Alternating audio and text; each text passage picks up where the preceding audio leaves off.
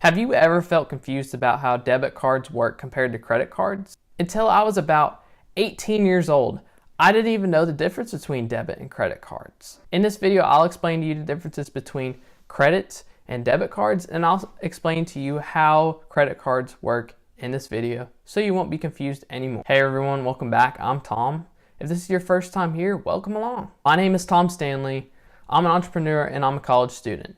On this channel, my goal is to give you financial education and how to become financially free. Now, whenever you're at the grocery store and you're checking out, the cashier will always say, credit or debit? And I was always like, what? Like I would just just choose a random category and hope it went through, hope everything was okay.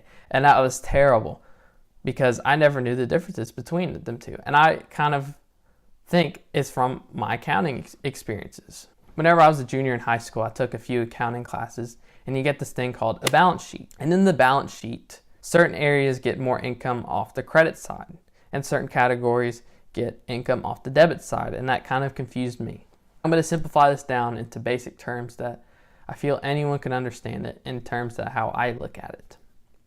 Debit is money guaranteed coming straight from your bank account, and credit is more of a loan. It's not guaranteed money there, so you can get debt or you can overdraft on your account, and that will not be good.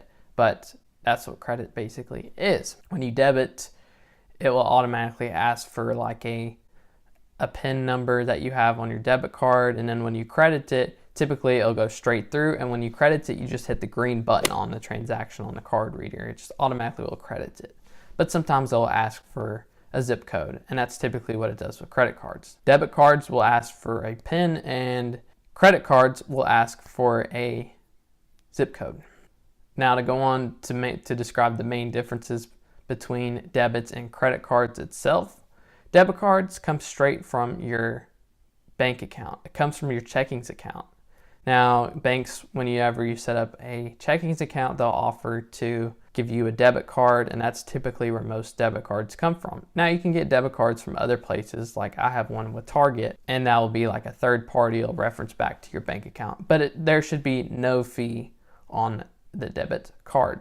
Credit cards come from companies like Discover, Chase, American Express, Capital One, for an example. Credit cards will require a lot more than debit cards. Debit cards can be pretty much any age, no credit history, none of that required. Credit cards are different because you have to be at least 18 to have them, and a lot of credit cards will want an annual fee, and they'll also want a little bit of credit there. The problem is if you never had a credit card, you probably won't have any credit score and you won't get a credit card. Now, in order to build credit, I recommend a student card, I recommend a secured card, and then I recommend a authorized user card. Now, an authorized user card is just basically finding someone you trust. It could be a family member, a close friend, so anyone like that, and you go on their account and they take you in as like an authorized user, meaning you just have like a separate code or separate zip code you put in or something like that for the transaction to go through. I have a video about which credit card that was my first credit card right up here, so check that out. But if you don't want to check that out, it's this card right here. Now it's the Discover Student It card. I'll put it down in the description, and yes, there's an affiliate link for it. If you want to sign up, I do get $50, so I just want to be transparent about that. But I recommend that card as your first card pretty much to anyone around. Now, an easy way to see a direct difference between a debit and credit card is a debit card will usually be light. It's usually just some plastic. Actually, in fact, all debit cards will probably be plastic. Now, credit cards, some are plastic, but some are actually metal, like the good old gold Amex and the Amex Platinum, which are my dreams to get, by the way. Those are all metal cards. Metal cards are just flex value. Gotta promote my boy Brian Jungie right here. Link in the description. Go watch his channel about more flex value cards. But usually heavier the card, which will probably be metal, the more flex value you have. You all can't see my muscles under this long sleeve. Can't show you the real flex value under here. But The heavier the card, the more the flex value. Now I'm going to explain to you how credit cards work. And the first thing is whenever you use a credit card, it's not directly your money. It's the company's money, like Discover's money, American Express's money, Chase's money. It isn't yours coming out directly.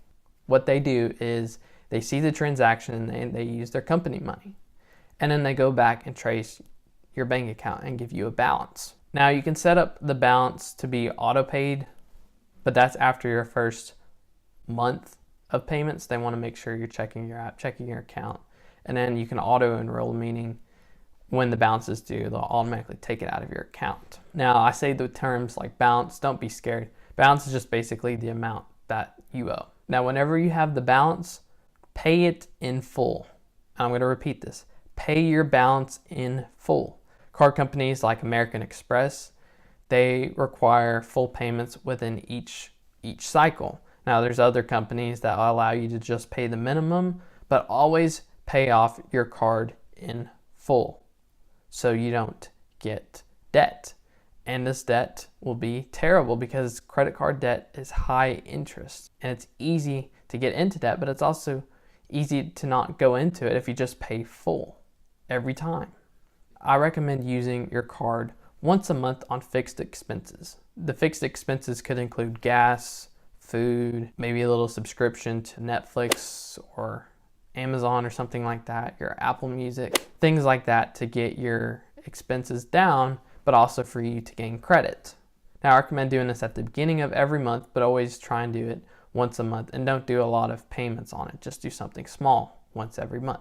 The last tip I'd say is check your credit card app all the time. All the credit cards have their own apps, and with my Discover card, I check my Discover apps all the time for cash back and to see if I have any payments that didn't go through, so that way I'm not taking up any debt. And I recommend that. Even if you're auto enrolled for your money due at the end, I've noticed sometimes they'll say you have money due, and I'll go in there and pay it as soon as that pops up. Guys, I hope you enjoyed this video. I put a lot of value into this video and everything that I know about cards into this video, so leave me a like if you really enjoyed it. That means a lot to me. Also subscribe if you like content like this. I like to put a lot of credit cards and budgeting in this channel, and if you enjoy that, subscribe for more. Thank you for watching, and I'll see you in the next video.